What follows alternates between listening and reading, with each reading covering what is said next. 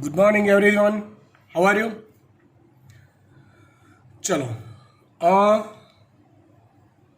આપણે cell biology ભણી રહ્યા છીએ. સેલ બાયોલોજીમાં ચેપ્ટર નંબર 8 પછી હવે સ્ટાર્ટ કરીશું ચેપ્ટર નંબર 9, જેનું નામ છે જૈવિક અણુઓ. શું નામ છે એનું? જૈવિક અણુઓ. હવે જૈવિક અણુઓ કોને કહેવાય?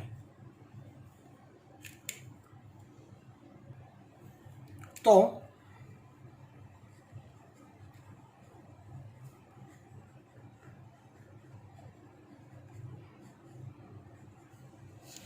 કોષમાં અથવા સજીવ શરીરમાં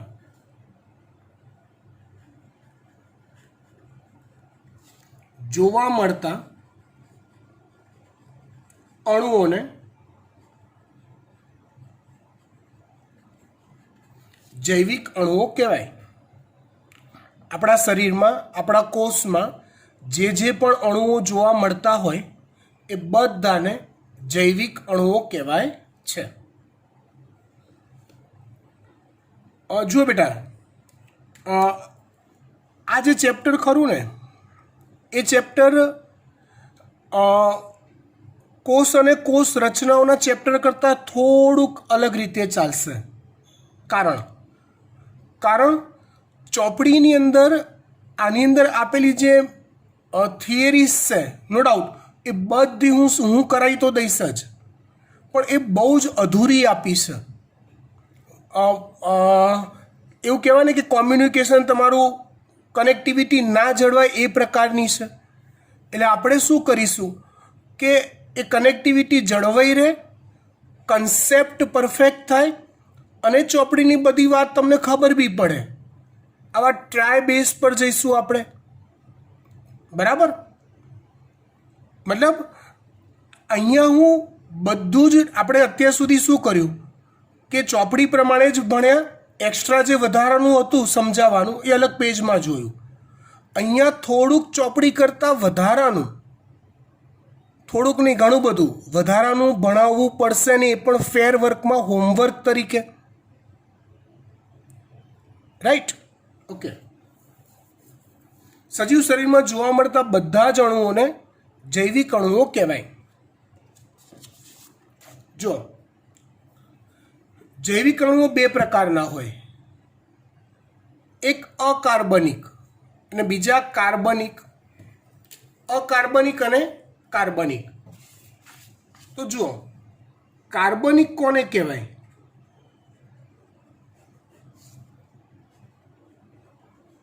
તો આમ તો શબ્દ પરથી એવું લાગે કે કાર્બન ધરાવતા હોય એવા બધાને કાર્બનિક કહેવાય.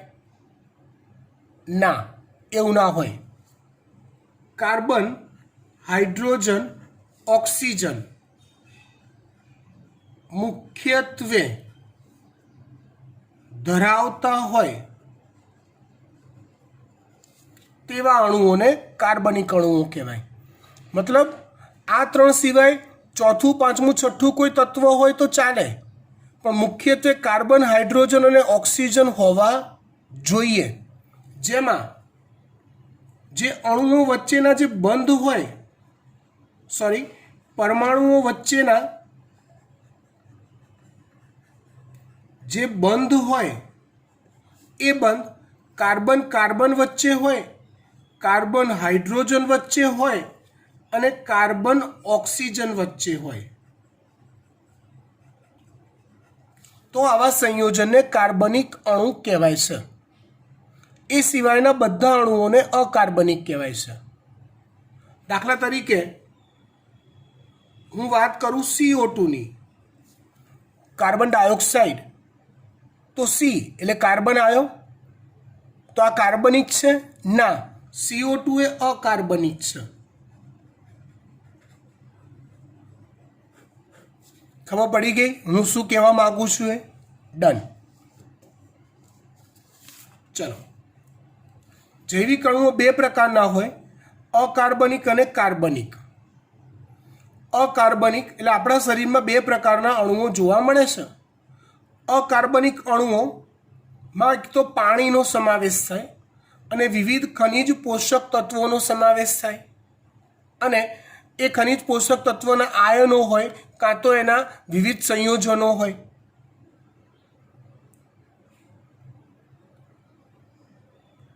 બીજું સ્વરૂપ છે કાર્બનિક.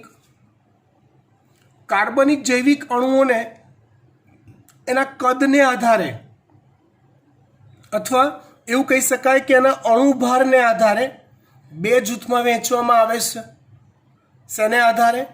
કદને આધારે અથવા તો અણુભારને આધારે બે જૂથમાં વહેંચવામાં આવે છે. એક સૂક્ષ્મ અણુ અને બીજા છે મહાઅણુ. સૂક્ષ્મ અણુ કોને કહેવાય? આપણા શરીરમાં બંને જોવા મળે છે, રાઈટ. સૂક્ષ્મ અણુ કોને કહેવાય? તો કે જેનો અણુભાર 1000 DA. DA એટલે થાય ડાલ્ટન.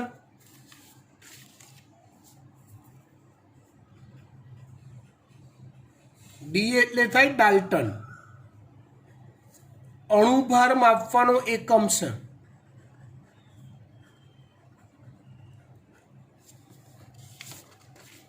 જેનો અણુભાર 1000 ડાલ્ટન કરતાં ઓછો હોય એવા આપણા શરીરમાં જોવા મળતા જૈવિક અણુઓ કાર્બનિકમાં સૂક્ષ્મ અણુ કહેવાય. અને જેનો અણુભાર 1000 ડાલ્ટન કરતાં વધુ હોય એને મહાઅણુ કહેવાય, રાઈટ. હવે હકીકત જો તો અહીંયા એક્ઝામ્પલ આપ્યા છે. શર્કરા, amino acid, fatty acid, glycerol, આ બધા અણુઓ એવા જોવા મળે છે કે જેનો અણુભાર 1000 ડાલ્ટન કરતાં ઓછો હોય છે. જ્યારે carbohydrate, protein, nucleic acid, lipid આ બધા મહાઅણુ છે. પણ આમાં કાર્બોહાઈડ્રેટ, પ્રોટીન, ન્યુક્લિક એસિડ એ જેન્યુઇન રીતે મહાઅણુ છે, કેમ કે એ લોકોના અણુભાર સાચુકલીમાં 1000 ડાલ્ટન કરતાં વધુ છે. પણ લિપિડ એક અપવાદ છે, એનો અણુભાર 1000 ડાલ્ટન કરતાં ઓછો છે. આમ છતાં તેને સૂક્ષ્મ અણુમાં સમાવવાની જગ્યાએ મહાઅણુમાં એનો સમાવેશ થાય છે. એના માટે કેટલાક લોજિક કામ કરે છે. શું કામ કરે છે? કેટલાક લોજિક. એ હમણાં જ થોડીક વારમાં સમજાવું છું લેક્ચર પત્તા કે લિપિડ શા માટે એનો અણુભાર 1000 ડાલ્ટન કરતાં ઓછો હોવા છતાં શા માટે મહાઅણુમાં સમાવેશ થાય છે, સમજાવું છું. એકચ્યુઅલી આપણા નોલેજ માટે કહી દઉં કે આ જે સૂક્ષ્મ અણુઓ છે ને એ સૂક્ષ્મ અણુઓ જ એકબીજા સાથે જોડાઈને મહાઅણુ બને છે. મહાઅણુ એટલે મોટો અણુ. એ મોટો અણુ બનવા માટે આ જ સૂક્ષ્મ અણુઓ એકબીજા સાથે જોડાઈને આ પ્રકારના મહાઅણુઓ બનતા હોય છે. દાખલા તરીકે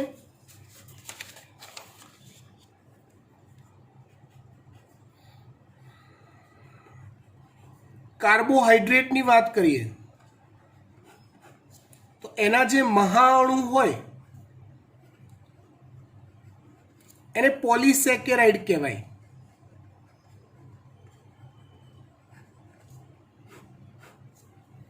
કાર્બોહાઈડ્રેટના મહાઅણુને પોલિસેકેરાઇડ કહેવાય. દાખલા તરીકે આપણે નથી કહેતા રોટલી, તો રોટલીમાં સ્ટાર્ચ હોય, ઘઉંમાં સ્ટાર્ચ હોય, ચોખામાં સ્ટાર્ચ હોય, બટાકામાં સ્ટાર્ચ હોય.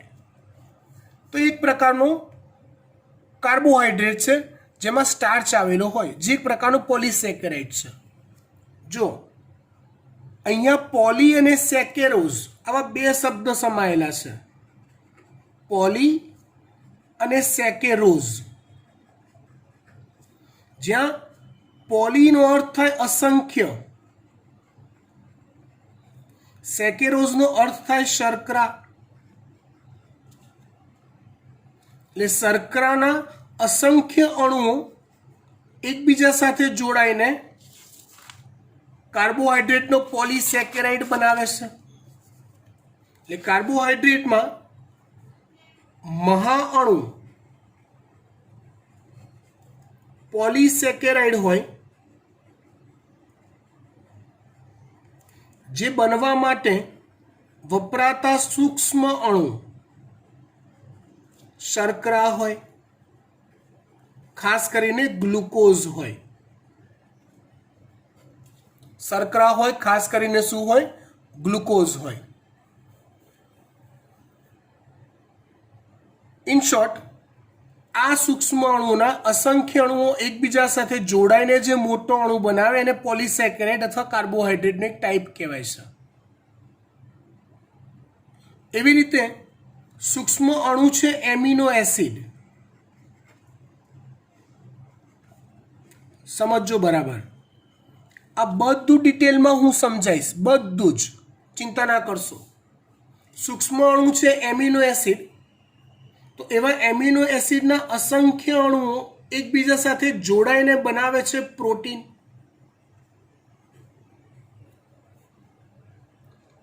હું તમને એ જ સમજાવવા માંગુ છું કે આ ભલે બે પ્રકાર અલગ પડે, કારણ કે બંને સ્વરૂપો આપણા કોષમાં જોવા મળે છે, સૂક્ષ્મ અને મહા. પણ સૂક્ષ્મ અણુઓ જ એકબીજા સાથે જોડાઈને મહાઅણુઓ બનતા હોય છે. એવી રીતે સૂક્ષ્મ અણુ છે ફેટી એસિડ અને ગ્લિસરોલ. આ બંને એકબીજા સાથે જોડાઈને બનાવી દે છે લિપિડ. સૂક્ષ્મ અણુ ભેગા મળીને બનાવે છે મહાઅણુ. ઓકે, ચલો. ઇન શોર્ટ, આ ચેપ્ટરની અંદર મુખ્ય તમારે આટલી વસ્તુઓનો અભ્યાસ કરવાનો છે. કોનો? તો કે સૂક્ષ્મ અણુથી શરૂ કરીશું અને મહાઅણુ પર પૂરું કરીશું. પાણી અને ખનિજ પોષક તત્વો વિશે જોઈશું. ચેપ્ટર પૂરું. આ વાત હજી સમજાવવાની બાકી રહી કે શું કામ ભાઈ, શું કામ લિપિડને તમે અણુભાર ઓછો હોવા છતાં મહાઅણુમાં મૂક્યો, કેમ એ સમજાવવાનું બાકી. Give me some time. વાત કરીએ આપણે રાસાયણિક પદાર્થોનું પૃથ્થકરણ. મતલબ કે સાહેબ તમે એવું કહો છો કે આ જૈવિક અણુઓ, આ કાર્બનિક, અકાર્બનિક, કાર્બનિક ને બધા આપણા કોષોમાં છે, તો આ બધા ઘટકોને ઓળખવા કેવી રીતે, એને અલગ તારવવા કેવી રીતે? પૃથ્થકરણ કરવું મતલબ એનાલિસિસ કરવું અથવા તપાસ કરવી, ચકાસવું.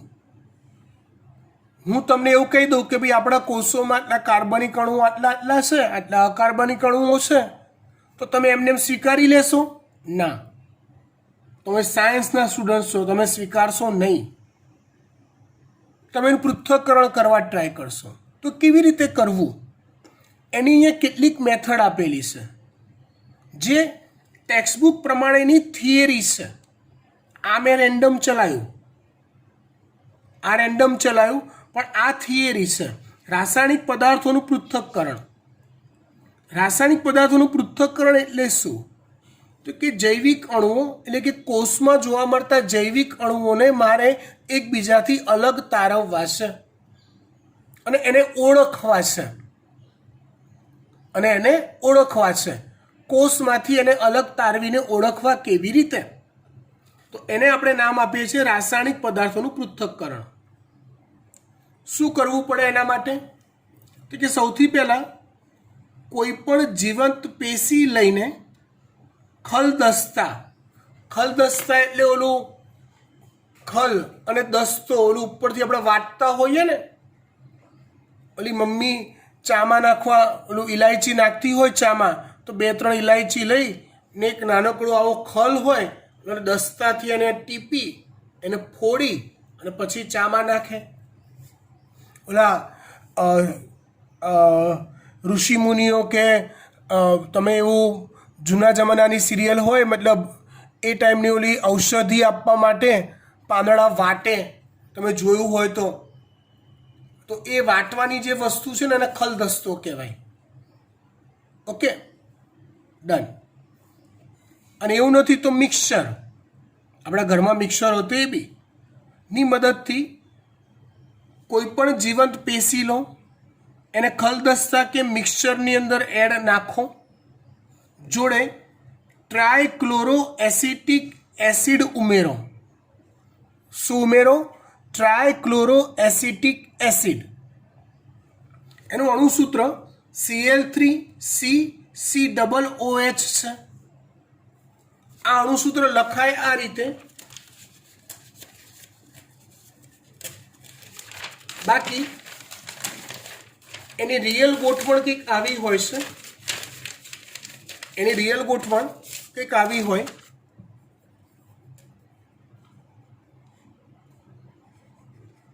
ટ્રાયક્લોરો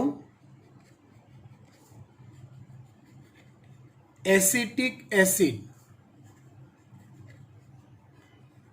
હજી કેમેસ્ટ્રીમાં શરૂઆત છે એટલે પૂરું IUPAC કદાચ નહીં આવ્યું હોય, પણ નાના ધોરણમાં જે આવ્યું છે એના પરથી ખ્યાલ આવી જાય. ટ્રાયક્લોરો એટલે ક્લોરીનના 3 પરમાણુ, Cl3 એટલે કાર્બન, એની સાથે એક બાજુ જોડાયેલો હોય COOH, અને બાકીની 3 બાજુએ હોય ક્લોરીન. એટલે આ થયો ટ્રાયક્લોરો એસિટિક એસિડ. ખબર પડી? હવે જો હું ખાલી જો ભાઈ શીખવું બહુ જરૂરી છે નોલેજમાં ડીપમાં, હું તમને એસિટિક એસિડ કહું તો એ છે CH3COOH. મતલબ આવું છે CCOOH HHH. આ એસિટિક એસિડ છે. એમાંથી હાઇડ્રોજન દૂર થાય, ક્લોરીન ઉમેરાય, 3 પરમાણુ, એટલે એને ટ્રાયક્લોરો એસિટિક એસિડ કહેવાય. ઓકે, શું કર્યું? ફરીવાર ખલદસ્તો લીધો, એમાં જીવંત પેશી લીધી. માની લો કે પાંદડા કે કોઈ પણ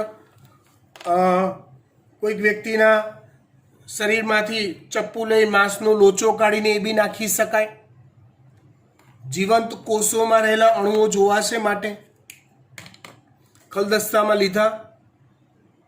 પછી અંદર ટ્રાયક્લોરો એસિટિક એસિડ નાખ્યું, થોડુંક નાખવાનું, થોડુંક, અને પછી દસ્તા વડે એને ઓલું વાટવાનું ચાલુ કરી દીધું. દસ્તા વડે આમ આમ આમ આમ કરીને એને વાટવાનું ચાલુ કર્યું, અથવા મિક્સચર છે તો મિક્સચર ચાલુ કરીને એને ફેરવ્યું. એ ફેરવો એટલે તમને ઘટ્ટ પેસ્ટ પ્રાપ્ત થશે. પેસ્ટ એટલે લુગદી, લાઈક કોલગેટની પેસ્ટ હોય ટ્યુબ, એવી લુગદી જેવું. મતલબ પાંદડા લીધા હોય તમે તો હાવ ચૂરો કરી દેવાનો. સાવ એટલે સાવ ચૂરો કરી દેવાનો. ટ્રાયક્લોરો એસિટિક એસિડ નાખી એટલે લિક્વિડ ફોર્મ હોય એટલે તમે આમ આમ આમ આમ આમ આમ એને ઘસો દસ્તાની મદદથી ખલમાં આમ આમ આમ આમ આમ મચડી નાખો પૂરેપૂરી. આમ આમ આમ આમ આમ આમ આમ આમ આમ આમ આ રીતે. તો એક પેસ્ટ જેવું મળે તમને, લુગદી જેવું મળે, સોફ્ટ. બરાબર? તો એને હવે તમારે ચીઝ ક્લોથ એટલે ચીઝનું બનેલું કપડું નહીં. બરાબર? પીઝા પર ચીઝ આવે એ નથી, અમૂલ ચીઝ નથી. આ અહીંયા ચીઝ ક્લોથ એટલે એકદમ પતલું કપડું એવું સમજવાનું. ચીઝ ક્લોથ એટલે એકદમ પતલું કપડું. કે રૂ આપણે લઈએ, રૂ કોટન વડે એને ગાળવામાં આવે છે. એટલે ખલદસ્તો લીધો જેમાં ઓલું બધું લસોટ્યું બધું બરાબરનું. પછી શું કર્યું?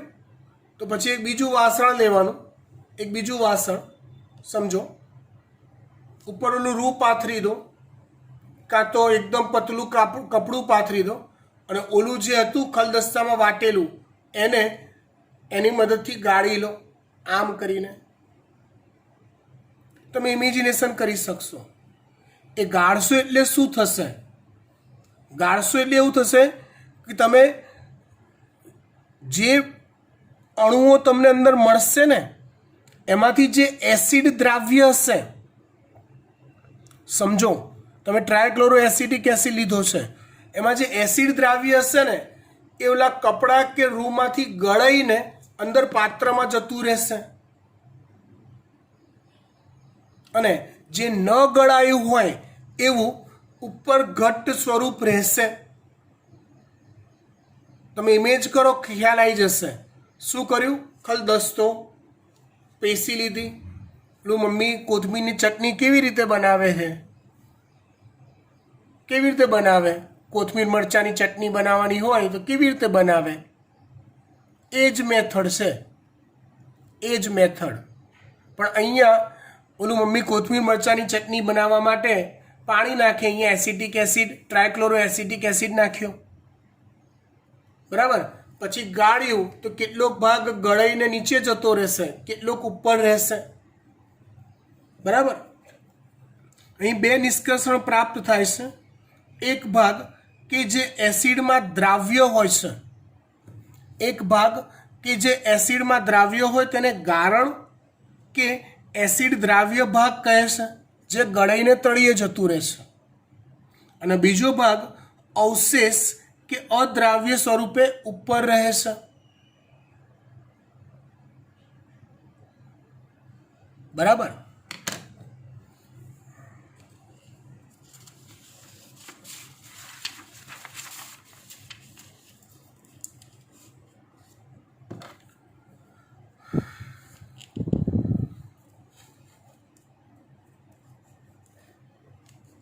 વૈજ્ઞાનિકોએ એસિડ અદ્રાવ્ય ભાગમાં હજારો કાર્બનિક પદાર્થો મેળવ્યા છે.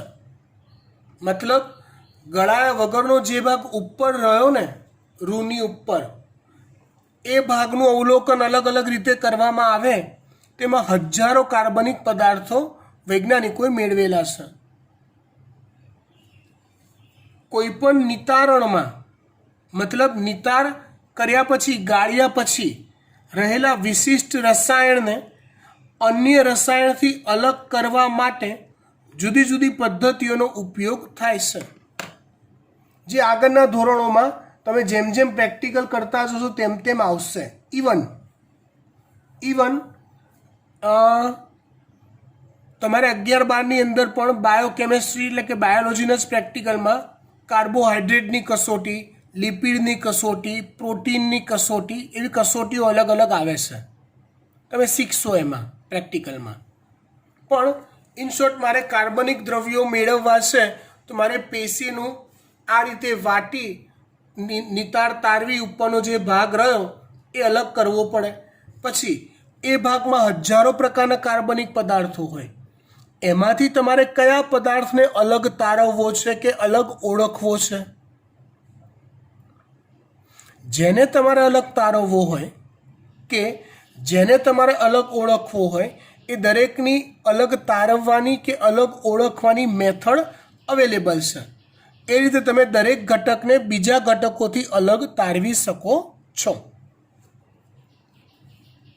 જીવંત પેશીમાં જોવા મળતા બધા જ કાર્બનિક રસાયણોને જૈવ અણુ કહે છે. જીવંત પેશીમાં આવેલા અકાર્બનિક અણુઓને અલગ પદ્ધતિથી અલગ તારવી શકાય છે. એટલે એને અલગ તારવવાની પદ્ધતિ જુદી છે. કોને? અકાર્બનિક અણુઓને. એટલે કે કોને? તો કે પાણી અને ખનિજ પોષક તત્વોને. તો સૌથી પહેલા આપણે પાણીને કેવી રીતે અલગ તારવી શકાય સમજાવો. તમારે શું કરવાનું છે? તો કોઈ પણ જીવંત પેશી લો, પર્ણ લઈ શકાય, યકૃત લઈ શકાય, કોઈ બી મનુષ્યનું નહીં, બીજા કોઈ બી પ્રાણીનું લઈ શકાય. તેનું વજન કરો, એનું વજન કાંટા પર પહેલાં વજન કરો. વજન કર્યા પછી તમે એને સૂકવી દો. તમે એને સૂકવી દો ને પછી તમારે ફરીવાર એનું વજન કરવાનું. તો અગાઉ હતું એના કરતાં વજન એનું ઓછું થઈ જશે. કેટલું વજન ઓછું થયું? કેમ કે તમે સૂકવો છો ને, એટલે અંદર રહેલો જેટલો પણ પાણી ભાગ છે એ બધો ભાગ ઉડી જાય છે. રાઈટ. તો જેટલું વજન ઓછું થયું એટલો ભાગ એટલા ટકા અંદર પાણી રહેલું હતું એવું કહેવાય. આ રીતે પાણીને તમે અલગ ઓળખી શકો. હવે તેને સૂકવી દો એટલે તેમાં રહેલા બધા જ પાણીનું બાષ્પીભવન થઈ જાય છે, જેને આપણે આ રીતે ઓળખીએ. બાકી રહેલ દ્રવ્યથી શુષ્ક વજન પ્રાપ્ત થાય છે, સુકાયેલું વજન, અને ઘટેલું વજન પાણીની માત્રા દર્શાવે છે. સમજી ગયા? શુષ્ક પેશીનું સંપૂર્ણ દહન કરો. જે શુષ્ક પેશી છે એને સળગાઈ નાખો. હવે સૂકવી ગયેલી પેશીને, એટલે એને સળગાવશો એટલે ધુમાડો નીકળશે. હા, એટલે બધા જ એ ધુમાડો એ શું છે તો કે CO2 અને H2O છે, કાર્બન ડાયોક્સાઇડ અને પાણીની વરાળ છે. સંપૂર્ણ દહન કરો એટલે બધા જ કાર્બનિક પદાર્થોનું ઓક્સિડેશન થઈ વાયુરૂપ CO2 અને H2O મુક્ત થશે. વધેલા પદાર્થને રાખ કહેવામાં આવે છે. બાકી રહેલો જે વધેલો પદાર્થ છે એને શું કહેવામાં આવે છે? રાખ કહેવામાં આવે છે. જેમાં કેલ્શિયમ, મેગ્નેશિયમ જેવા અકાર્બનિક તત્વો જોવા મળે છે. અકાર્બનિક તત્વો હોય એનું એ ક્યારે સળગીને રાખ સળગી જાય અને વિઘટન પામે નહીં. એટલે આ જે મેથડ ઉપયોગમાં લીધી ને, સળગાઈ નાખવાની શુષ્ક કરીને, તો આ કરો છો મતલબ અંદર રહેલા બધા જ કાર્બનિક પદાર્થો દૂર કરી દીધા. આગળ જે મેથડ જોઈ, ટ્રાયક્લોરો એસિટિક એસિડમાં નાખીને પછી પેસ્ટ બનાવીને નિતાર લેવાની, એમાં અદ્રાવ્ય ઘટકો અલગ કર્યા તો એ કાર્બનિક દ્રવ્યો અલગ કર્યા એમ કહેવાય. અને આ મેથડમાં શું કર્યું? કાર્બનિક દ્રવ્યો દૂર કર્યા અને બાકી બચ્યું એ અકાર્બનિક દ્રવ્યો મેળવી લીધા. સેમ વે અહીંયા બી દરેકે દરેક વ્યક્તિગત અકાર્બનિક તત્વને અલગ તારવવાની કે ઓળખવાની અલગ અલગ મેથડ અવેલેબલ હોય છે.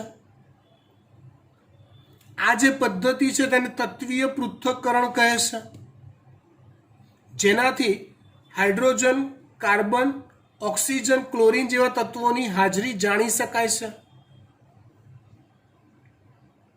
હવે બેઝિક માહિતી છે. રસાયણોના પરીક્ષણથી જીવંત પેશીઓમાં પ્રાપ્ત થતા કાર્બનિક અને અકાર્બનિક સંયોજનોની જાણકારી મળે છે. ખબર પડી ગઈ? જીવ વિજ્ઞાનના દ્રષ્ટિકોણથી તેઓને amino acid, nucleotide, fatty acid, અહીંયા જે બધા કીધા એવા બધા પ્રકારમાં વર્ગીકૃત કરી શકાય છે.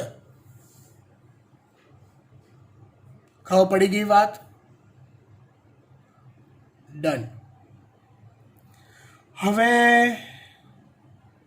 કે બાકી રહી ગયું સમજાવવાનું? યસ, લિપિડ વાળું આ વાત કરો સાહેબ. આને તમે કેમ એને મહાઅણુમાં લીધો છે સમજાવી દઉં.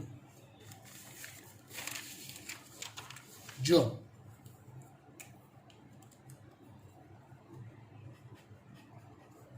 લિપિડ નો અણુભાર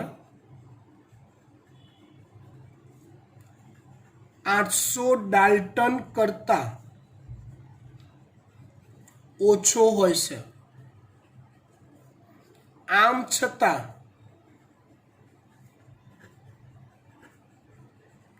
લિપિડને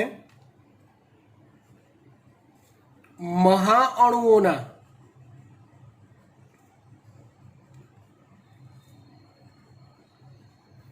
જૂથમાં મૂકવામાં આવે છે. કેમ? તો જો સમજો બેટા, કોષમાં પ્રાપ્ય હોય ને એવા લિપિડ ક્યારેય પણ શુદ્ધ લિપિડ સ્વરૂપે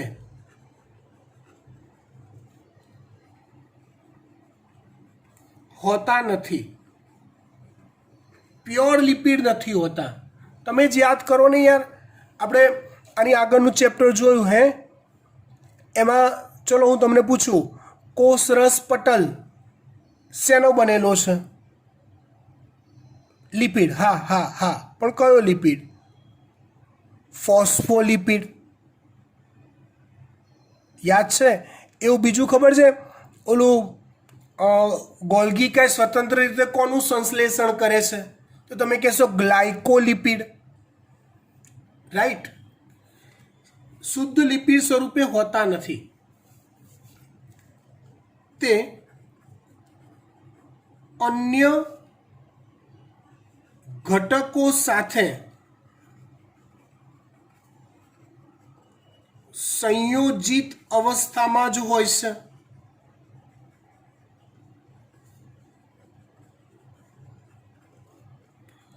તમે જ્યારે આવી કોઈ પણ મેથડનો ઉપયોગ કરો, દાખલા તરીકે આગળ જે મેથડ આપણે વાપરી એસિડ દ્રાવ્ય અને અદ્રાવ્યની, હા, જેમાં આપણે ઓલા મહાઅણુઓ કાર્બનિક ઘટકો અલગ તારવ્યા, રાઈટ. તો એવી કોઈ પણ મેથડ લો એટલે તમે જ્યારે સૂક્ષ્મ અણુ અને મહાઅણુ ને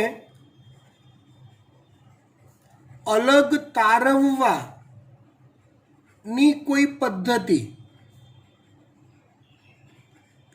નો ઉપયોગ કરો ત્યારે એમાં આવું સંયોજિત સ્વરૂપનું ફોસ્ફોલિપિડ,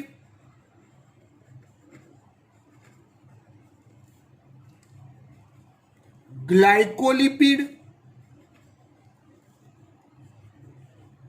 સ્વરૂપના લિપિડ અલગ પડે છે.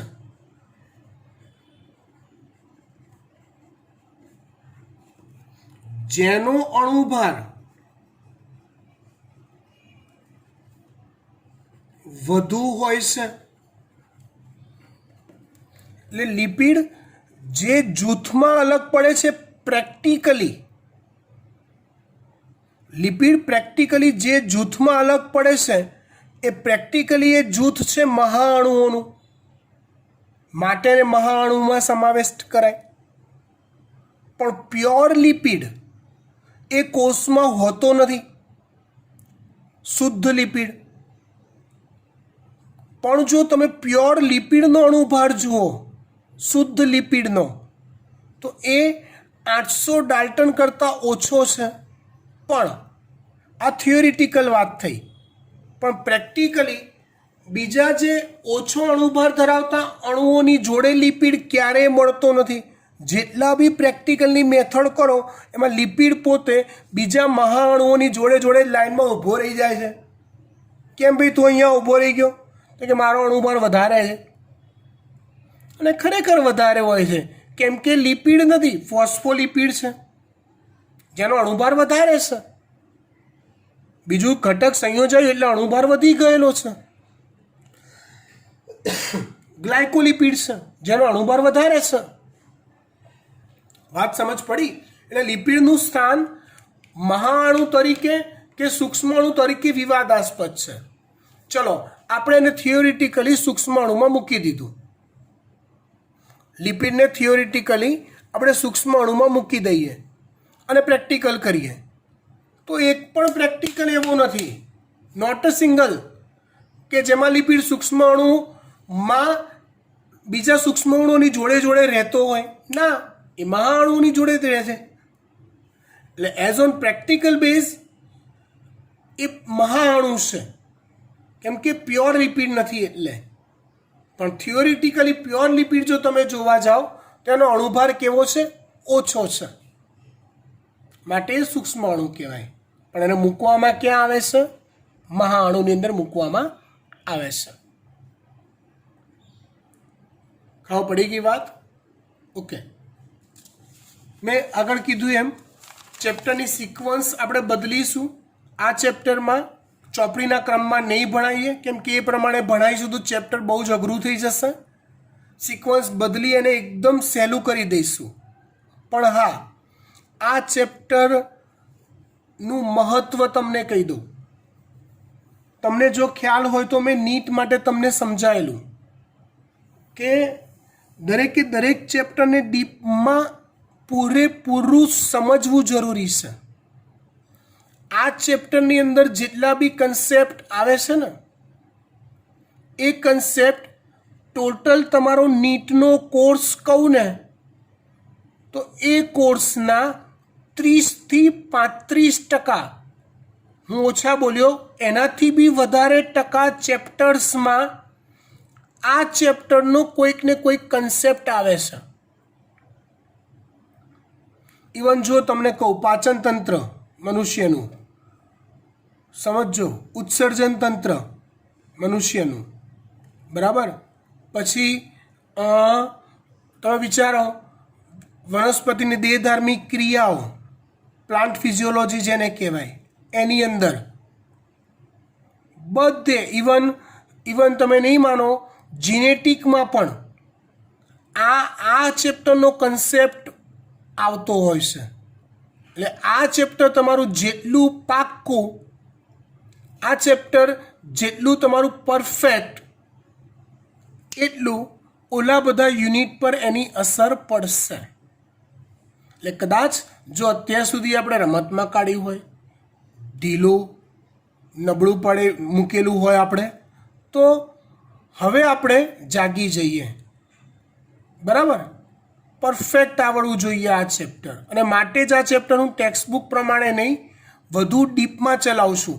એવી રીતે ચલાવું છું કે જે ઓલા બધા જ ચેપ્ટર્સમાં તમને ઉપયોગી થાય. જો બેટા, ટેક્સ્ટબુક પ્રમાણેનો જે બેનિફિટ થશે ને એ તમને બોર્ડ એક્ઝામમાં થશે, રાઈટ. અને હું જે કરાવું છું ને એ વધારાનું જે છે એનો બેનિફિટ તમને નીટ માટે થશે. અને આપણા માટે વધુ અગત્યની એક્ઝામ નીટ છે. એટલે આ ચેપ્ટરમાં ચોપડીની બહાર જતો રહું છું તો ખોટું નહીં લગાડવાનું, હો, એને સાચું લગાડવાનું કે ના આ સાચું છે, જરૂરિયાત છે, માટે સાહેબ બહાર જાય છે. કેમ કે હું જેટલો બહાર જઈશ ને ચોપડીની, એટલું ચેપ્ટર લાંબુ ચાલશે. લાંબુ ચાલે તો મને તો નુકસાન છે. જલ્દી પતાવી ના દઉં ચોપડી પ્રમાણે ચલાવીને. ઓકે, એટલે મેન્ટલી થોડુંક તમારી જાતને તૈયાર રાખજો બહારનું શીખવા માટે, કે જે તમને બીજા 4-5 યુનિટ જે છે આપણા ટોટલ 10માંથી 4-5 યુનિટમાં આ ચેપ્ટરનો કન્સેપ્ટ કામ લાગશે. એટલે હું એ બેઝથી આખું ચેપ્ટર ચલાવીશ. હા, ચોપડીનું નહીં આવડે એવું નહીં બને, એ તો આવડશે જ. એ સિવાયનું ઘણું બધું શીખવાડીશું તમને, બરાબર. Bye, thank you. આજે લેક્ચર નાનો, ગઈ વખતે 1 કલાકનો પૂરો હતો, આ વખતે આટલો જ લેક્ચર, કેમ કે આ ટોપિક અહીંયા પતી જાય, નવો સ્ટાર્ટ નથી કરી શકાય એવો. Okay, by.